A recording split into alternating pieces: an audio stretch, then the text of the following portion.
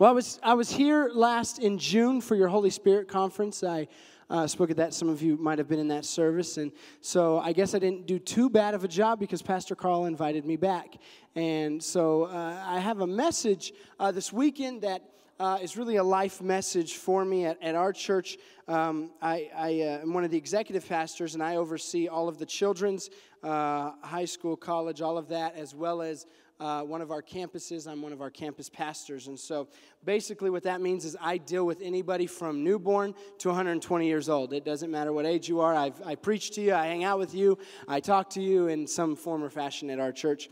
Well, this message is a life message, and I've called it Raising the Bar. And really, when you think of raising the bar, you think of, track and field events, pole vault, high jump, different things, because literally the goal in those events, right, is to raise the bar higher than the other people can go, and that's the entire concept. And raising the bar is a very competitive in nature term to say we got to raise the bar, we've got to get better, we've got to raise the standard of excellence, different things. And, it's a life message, and the reason I say that is because I'm a highly competitive person. I know there's probably several of those in this room. You are highly competitive. It doesn't matter what we are competing at, whether it's a board game or basketball or golf or whatever I'm participating in at the moment.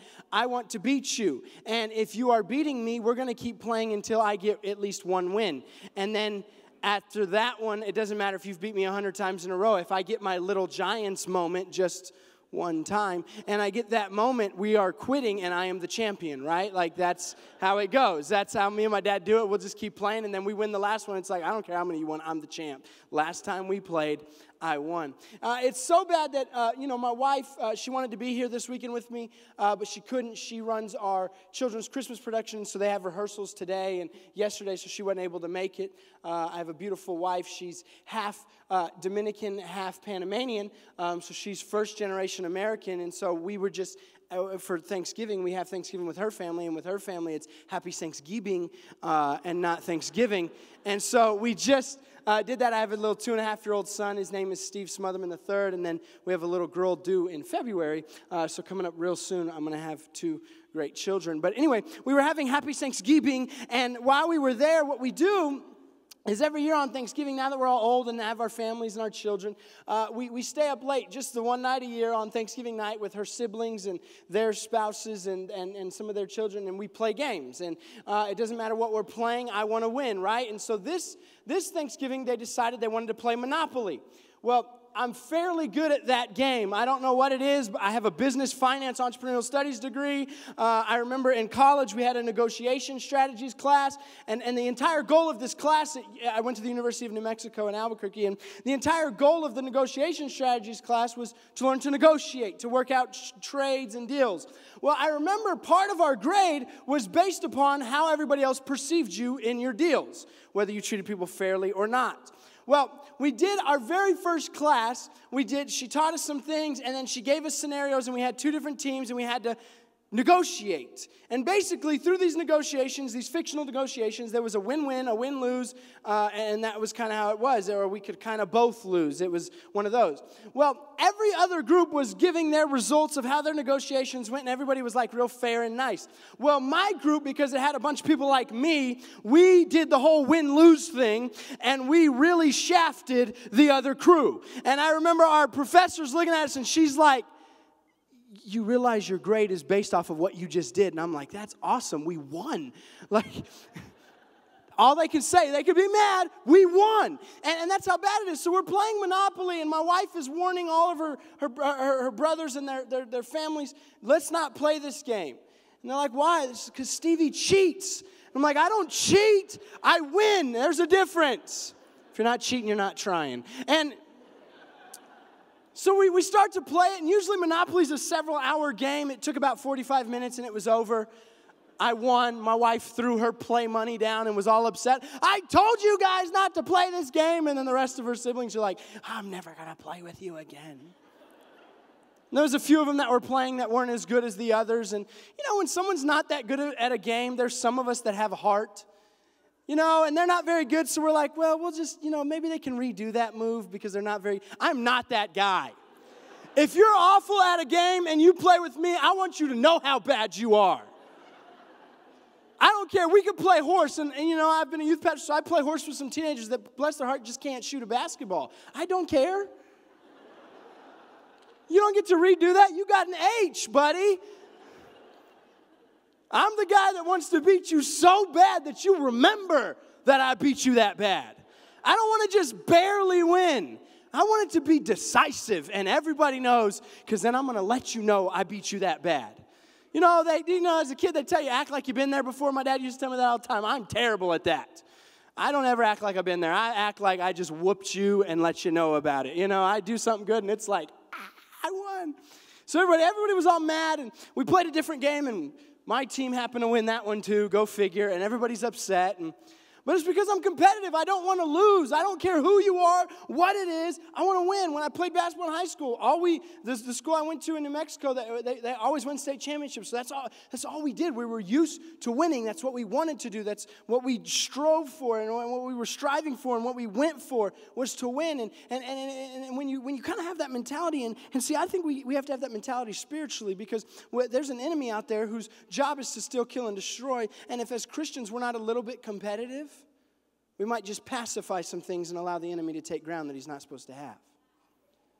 We have to be people who raise the bar. And I'm the type that when I hear something in church, I always want to make sure that it's biblical, right? Because there are sayings that go around in church that sound good because people have been saying them for generations, and they're really cool sayings, and they make you feel good, but they're not actually in the Bible. So I really checked, is the concept of raising the bar and always going to the next level, is it biblical? And God led me to this, Philippians chapter 3. Verses 12 through 14 out of the New Living Translation. I don't mean to say that I've already achieved these things, that I've already reached perfection. But I press on to possess that perfection for which Christ Jesus first possessed me. No, dear brothers and sisters, I have not achieved it. But I focus on this one thing, forgetting the past and looking forward to what lies ahead. I press on to reach the end of the race and receive the heavenly prize for which God, through Christ Jesus, is calling us. And this is the Apostle Paul writing this, and what he's saying is, I haven't reached that perfection, but I'm striving for it every day. Which, in order to reach perfection, you have to raise the bar. You have to do something a little different the next day that you didn't do the day before. You've got to develop and grow and grow your relationship with God. And that's what I love about Paul. He's such a great and phenomenal example of this, because before his name was Paul, his name was Saul, right? And at the time, he was one of the top religious leaders, Pharisees and Sadducees. He was a top religious leader. Those are the people that hated Jesus, that crucified Jesus. So Saul's around after Jesus had already ascended into heaven. And he was a top Pharisee, Sadducee. And really, in those times when you were a top Pharisee or Sadducee, you could write religious law and then send other people to go carry out those laws. So that's how high up he was. He had studied, he knew the word, he knew all that. But the difference between Saul and everybody else, or Paul and everybody else, was this. He wrote the laws, and then he himself went and carried out the laws. He himself was persecuting the Christians, bringing them to prison, doing all the different things. He himself, he didn't just write it and let somebody else do it. He did it himself. And we would look and say, man, what an awful guy. Like, he hated us that are in this room. He hated us. We'd say, man, but here's the cool thing about God is he doesn't see the outward, he sees what's inside. And here's what God saw in Paul. He saw somebody who was willing to get his hands dirty. He saw somebody that wasn't just going to talk about it, he was going to walk about it. Right? He saw somebody, because I know it's kind of our society at times. We live in a time in a society where, man, some of us, we can meet about something forever and plan and plan and plan and never accomplish a thing. Anybody know anybody like that? Like, we just plan. Or, the people that always tell you all their dreams and they never do anything to make their dreams become a reality. Don't look at the person next to you. I know some of you are like. Last time I checked, we weren't supposed to feel good when we talk about it. Last time I checked, we're supposed to feel good when we do something. But I hear it all the time. I'm around with so many different people, and they tell me all their dreams. And you know what I tell people when they tell me their dreams? I always just say, hey, stop. Like, what do you mean stop? Stop talking about your dream. Stop talking about your dream. Just make it become a reality. That's what happened with Joseph. God gave him this great dream. His brothers were going to bow to him, and he opened his mouth and told them. Then he got sold into slavery into Egypt. God gave you a dream. It's your dream. Make it become a reality. Show me your dream. Don't tell me your dream. So what I tell everybody, young people, older people, whoever it is, like, man, I got this great idea and dream. And I'm like, good, make it happen. What do you need? What do you need from me to help you make it happen? I will, to the best of my ability, I will attempt to help you. But unless you're doing something, it doesn't matter. And that's what God saw in Paul, was somebody who said, I will do what I've said I'm going to do. I'm not going to send somebody else to do it. I'm not going to say it sounds good. It's going to be good. I'm going to do it. And so then Paul had an encounter with God on his road to persecute more Christians. And he had an encounter with God. And here's the thing about Paul. The second that he encountered Jesus, from that day forward, he raised the bar in his relationship. God actually used him to write 2/3 of the New Testament. This was someone who was persecuting Jesus and his people. He used him to write the Bible that we now read. But here's the thing about Paul. He began to raise the bar because this is the kind of guy he was. This is the kind of people we should be. You say, well, how can you tell when you read the Bible if you read some of Paul's early letters, some of the early books that he wrote? He starts them off by addressing them this way. He says, I, Paul, an apostle of God. What he's essentially saying there, God, you're smart and all. I mean, you're the big God, but I'm an apostle. You don't understand. I'm smart.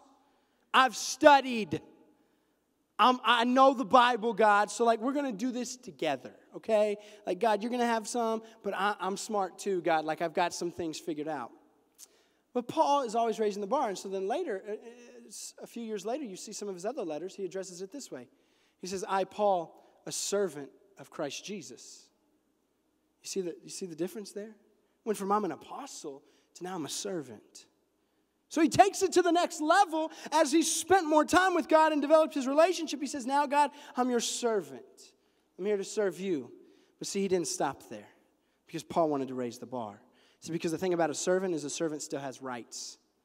Later on in his last writings, he starts it off this way. I, Paul, a slave of Christ Jesus. What is he saying there? He says, I've taken this thing so high that now, God, no matter what you tell me to do, no matter where you tell me to go, I'm going to go. I now no longer have a right to say I don't want to do it. Now, because I'm your slave, God, whatever you say, I will do. I'll go where you tell me to go. And he did it even with other people that were well-meaning, telling him not to. There was a time where he felt God had told him to go to Rome.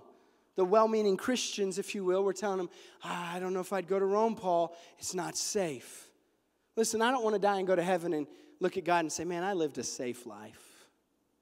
I want to go to heaven and say, God, man, we went on a journey. Because serving Jesus isn't really that safe. There's difficult times, there's things, there's people we have to reach that don't love Jesus. There's people that we have to reach that have been our enemy, that hate us, that badmouth us, that come against us, but yet we're still called to love them. It's the most difficult thing about the scriptures. Loving those who persecute you, blessing those who come against you. It's really hard to go back to the promise of Abraham when God said, I will bless those who bless you and curse those who curse you because we want to curse those who curse us. It's difficult.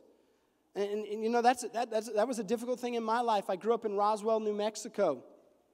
I call it Roswell, America, because aliens and whatever, it's weird. So I'm an alien. But there's a mentality there. Man, someone's giving you a dirty look, you give them a dirty look back. They want to do something, you fought. That's what you did. And so not too long ago, I was in the mall in Albuquerque at a store. And this guy was staring at me. And I'm just like, you know, what do you want? You either want to fight or you like me. Both of them we're not cool with right now, so chill out. And so he's staring at me, and I'm getting, like, kind of irritated, like, man, you keep, what? And I remember I'm checking out, and I'm about to buy some things, and he comes up to me, and I'm sitting there just inside thinking, headline of the Albuquerque paper, pastor from Legacy Church. They probably wouldn't have even put Steve Smothermon Jr., so they'd have thought it was my dad, knocked somebody out in the mall, right? Like, I'm like, please don't do this. Please, I'm a preacher now. And here's what he tells me. He says, hey, aren't you Pastor Stevie? Thank God. that I did not do something really dumb, right? Like, thank God that I was irritated, but he didn't really know I was irritated. It just made me uncomfortable. Thank God something in me said, Stevie, just stop it. Right? Thank God, because here's the reality. You never know who's watching. You never know who's around. You never know who you're influencing. And just because you're in a bad situation doesn't give us the right to explode and get angry and blow up. The Bible says be angry and sin not be angry and tell everybody else what they are and what you think of them. I'm going to get some marriages in trouble. This is great. I've been married for just about 4 years. You know, I love young married couples. You know, and I've done some counseling and stuff, and they tell you this. We've never had a disagreement. How long you been married? A week? I love it because, you know, the younger couples, they just, you know, they've almost got an arrogance with it. Like, well, we've never had a disagreement. And I'm like, you want a slap on the butt? Good luck, buddy. I mean, I'm proud of you. What do you want? Go get him, Tiger. I don't know. Right? Because there's disagreements in marriage. And not that they have to be big blow-up fights, but there's disagreements. The only time there's really not disagreements is if one person doesn't have a mind. Because at a certain point, there's going to be something, and some of us disagree in much more civil ways than others, but there's disagreements. We don't always agree. There's a struggle, right? And that's the same thing in our relationship with Jesus. There's a struggle. God's going to ask you to do things. God's going to ask me to do things that I don't feel like doing. He's going to ask me to go somewhere that I just, in my own comfort, don't want to go. I don't want to do that, God. But listen, when we've raised the bar to where we get the mentality that Paul had, that, you know what, I'm a slave of Christ, we just begin to do what he told us to do, regardless of who else believes in it. Because I don't need any of you. You don't need me to believe in you. God believes in you. You don't need everybody else to have your back. Why? Because God is a majority. It doesn't matter who else believes in the dream he gave you. God does. That's why he gave it to you. Go accomplish it. You say, well, I don't have the resources to do it. I don't have this. I don't really have those things either. I just keep trusting God, and he keeps supplying all my needs according to his riches and glory. I don't know how it works. I just know God works. I just trust him. Listen, I didn't become a preacher because I was born with this awesome talent to speak. I was terrible. Actually, let me break it down for you. In college, business school, in our finance or some of our marketing classes, we had presentations that we had to do. We'd get in groups, 4 or 5 in each class, and we'd have to do a presentation, and part of our grade was based off of the presentation, not just the study that we did. And what would happen is, you know, they'd pull a fast one on us. It was like, oh, we got this group. I'm thinking presentation. Some of these people on my team, they're really good at talking. They'd be like, hey, guess what? All of you have to speak. And I was freaking out. Because I was terrified to talk in front of anybody. I was terrified to speak. And I would get, when I was asked to speak, I'd sweat and I'd stutter and I couldn't say anything. And I remember doing these presentations, my whole team would go, the other teams would go, and I'd be like, man, everybody's so awesome. And then I'd get up there and it was like, money, business, finances. This is good, right? And I would do so bad, and my team would be looking at me like, man, you're blowing this. Stevie, like, we were going to get a decent grade until you went. And then what happened is one summer, this was right before my senior year of college, I was interning at a finance company. And while I was interning there, I went to a church, and there was some young people there that were really on fire for God and really loved Jesus, and I started hanging out with them, and it was good for me to kind of get away from home and kind of experience a little bit of my own relationship with Jesus aside from my father's. And I remember while I was there, I really spent a whole lot of time with God. And I don't cry a lot, but I even cried. This is when God really broke my heart to do what I'm doing today. I was watching the second Batman movie, The Dark Knight. And I was watching it, and I left the movie theater, and Heath Ledger had just overdosed and died. And I remember I was getting on I-25, and I pulled over to the side of the road, and I started crying. And I'm like, why am I crying? And what was happening was God was breaking my heart for people that don't know him. So in that moment, I literally sat on the side of the road for an hour just crying because Heath Ledger overdosed on drugs. You say, well, what? No, because in that moment, God was breaking my heart saying, Stevie, this isn't about you. There's a lost and broken world that needs you. And I'm sitting there thinking, God, but I don't have anything. I don't have any gifts. What am I supposed to do? I can't do anything. But I spent so much time with him that summer that one day I was laying in the bed, and I pulled out my computer, and I started writing a sermon. I was like, this is pretty good. And I remember looking at the sermon thinking, man, I'm pretty good at this. I don't think I can deliver it, but man, I can write it. The next night I wrote a second sermon, and I was pretty proud of myself. Like, okay, I don't understand why I wrote sermons, but this is cool. And I remember I sent the first one to who was the youth pastor at my dad's church at the time, and I sent it to him to say, hey, look at this. Let me know what you think, because I was just like a little kid, like excited. I did something, look. And he responds, and he tells me, man, this is really good. So then I went home just for one weekend that summer for our youth camp. And I remember I'm at the youth camp, and he's about to preach, and then he starts preaching, and it's my sermon. And at first I was mad, like, I wrote that. Literally, like, word for word. And it was really good. All the students were, like, crying, and they were like, man, this was great. And I'm sitting there like, I wrote it. Thief, you stole it. I remember being so upset, and then I wanted to tell all the students, like, that's not his, it's mine. And so anyway, that happens, and I moved back, and little did we know that he was actually leaving to go work for his father-in-law's church. And so one Sunday, right when I was getting back, he said, hey, Stevie, can you preach for me to the youth? And I was like, are you sure? And I said, well, I did write 2 sermons this summer. You took one, and that was the better one, but I have another. I'll preach that. And I remember after the service that Sunday, I was terrified. There was 2 services that I had to preach, and I was scared. And I remember after the service, a bunch of students and some of the parents came up to me and were like, man, Stevie, you did really good. That was a great sermon. And I was just like, what? You did good. And I'm like, wait, time out. You mean I spoke, it made sense, and you thought it was good? And they're like, yeah. And that was the moment that I realized, listen, you may not know your gifts and talents, but if you just spend time with God, he'll bring out your gifts and talents. Because he's given us all something. He's put it inside of us. Even before we were born, he put the gifts and talents inside of us. We just got to stir it up. It's like chocolate milk. Like, I don't know about you, but I love the Nesquik chocolate milk. Like the one in the little yellow container with the blue lid with the little bunny on it. Growing up in my house, it was like a breakfast staple, chocolate milk and toast. We'd get the toast and dunk it in the chocolate milk. It was awesome. It's a white people thing. I don't know. Because I tried to get my wife to do it, and she takes it and was like, you're disgusting. This is gross.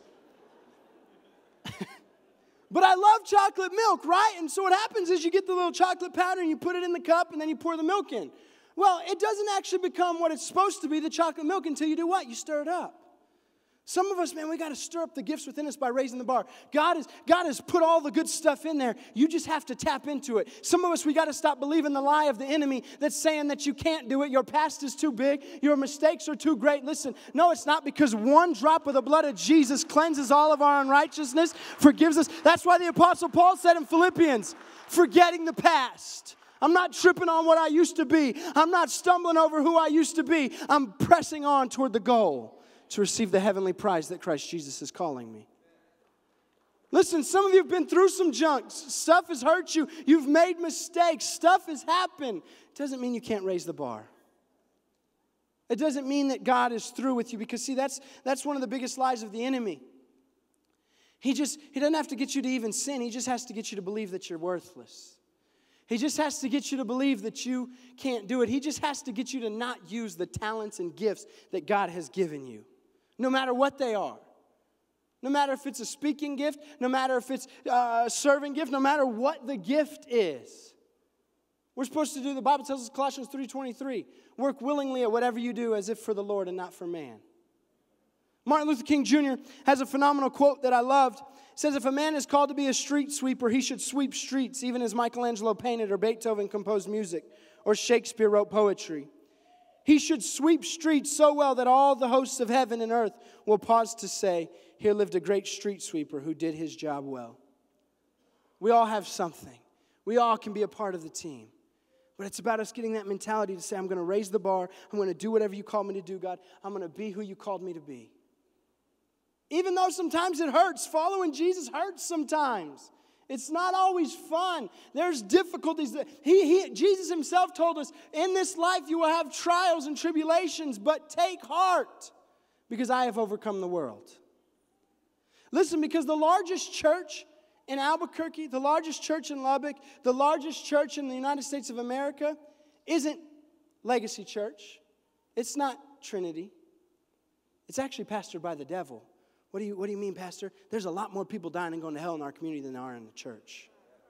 So what does that mean? That means the world needs more Pastor Carls. It needs more Pastor Steve Seniors. It needs more people that say, we're going to stand for righteousness. We're going to stand for truth. And we're going to raise the bar. And we're going to shake up the gates of hell. And we're not going to be stopped no matter what you say, no matter what you do. Because here's what I see. I see Christians, we get so concerned with what the world is doing. I see it. You know, I see it on Facebook. We get so mad. The world does something at the Grammys or whatever. And they do all this devilish stuff. And then we post about, I can't believe they're doing that. And we're so mad.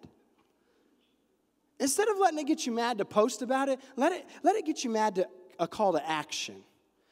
When I see the world doing what they do, I'm like, just keep doing what you're doing, devil. That's fine.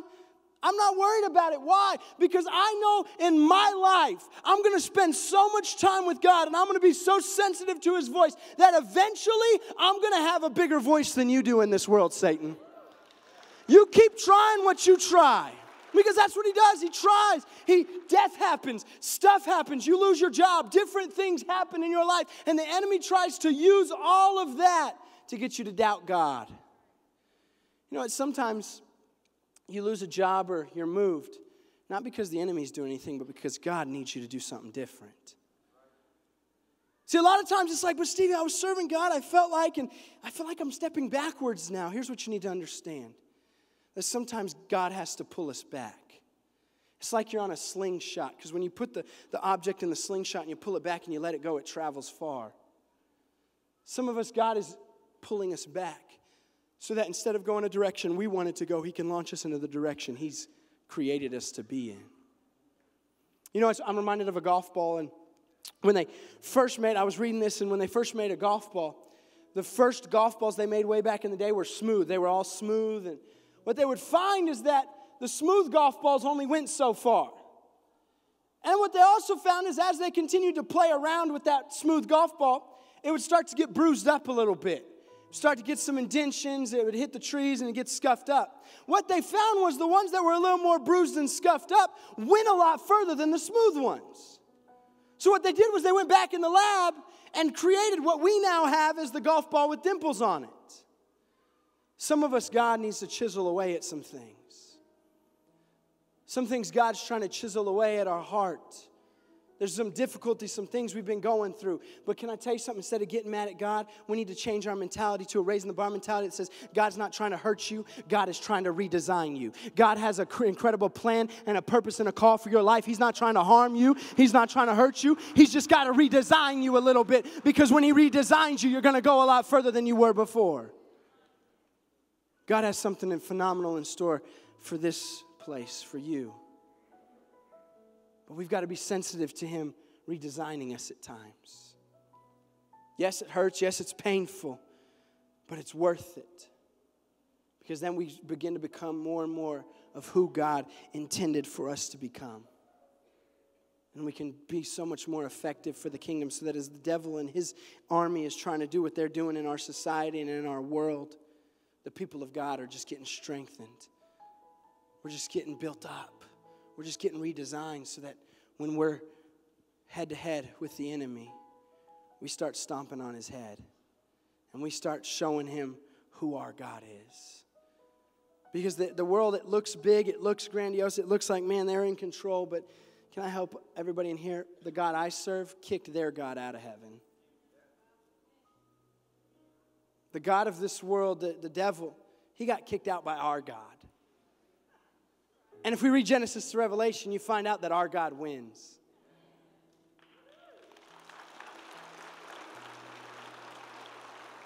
But we have to raise the bar in our thinking. We have to raise the bar in our life. Listen, raising the bar is spiritual. It's what Jesus did when he first got baptized. Right after John the Baptist baptized him, he went into the wilderness and fasted for 40 days and was tempted by the enemy because he knew he had to raise the bar. He had to be prepared for what God needed him to do. which was love you and I so much that he'd stretch his arms out on the cross and die. The death that you and I deserved, he died as the perfect sacrifice so that you and I could have a way into heaven.